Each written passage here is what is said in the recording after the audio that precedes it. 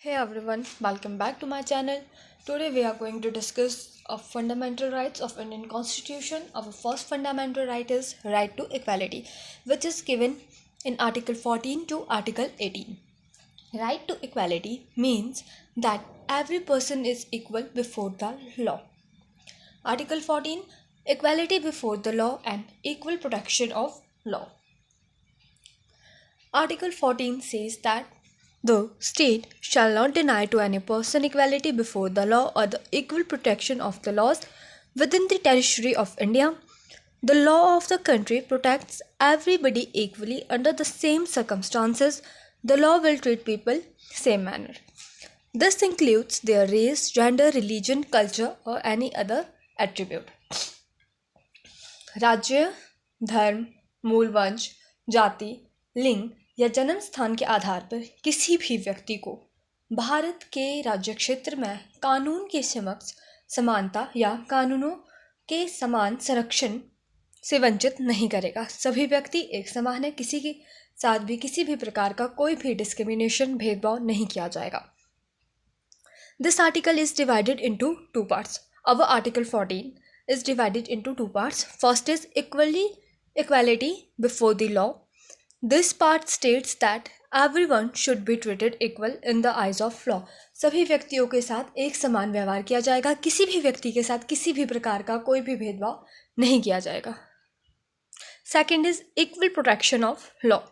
This part states that the same law will be applied to all people equally across society. The concept of equality before law is of British origin, while the concept of equal protection of law has been taken from the American Constitution. Our concept of equality before law जो है British origin है, लेकिन जो हमारा equal protection of law है वो हमने कहाँ से लिया है, उसे अमेरिकन कॉन्स्टिट्यूशन से लिया गया है। और equal protection of law means कि सभी लोगों के लिए एक समान कानून अप्लाई होगा पूरी समाज में या फिर पूरी सोसाइटी में, किसी भी व्यक्ति के साथ कोई भी भेदभाव नहीं होगा। जो हमारा आर्टिकल 14 है, the concept of equality before the law is an element of the concept of rule of law propounded bye A.V. Dicey the British jurist. जो हमारा इक्वालिटी बिफोर लॉ का कंसेप्ट है वो A.V. डाइसी ने प्रोपाउंड किया है, जो कि एक ब्रिटिश ज्यूरिस्ट थे। उनके जो कंसेप्ट थे उसमें तीन एलिमेंट थे या तीन एस्पेक्ट थे। फर्स्ट था हमारा कि no man can be punished except for a breach of law.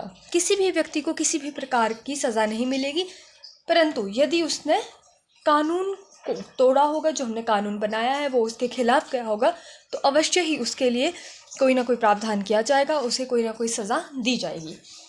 Secondly is equality before the law, that is equal subjection of all citizen, rich, poor, high or low, official और non official. जो हमारा equality before law है वो क्या है, वो सभी के लिए लागू होता है, चाहे वो रिच लोग हैं, चाहे पुअर है, चाहे ऑफिशियल है, चाहे नॉन ऑफिशियल है। थर्ड जो उन्होंने कहा था वो ये था, the primacy of the right of the individual, that is the constitution is the result of the right of the individual as defined and enforced by the courts of the law rather than the constitution being the source of the individual rights।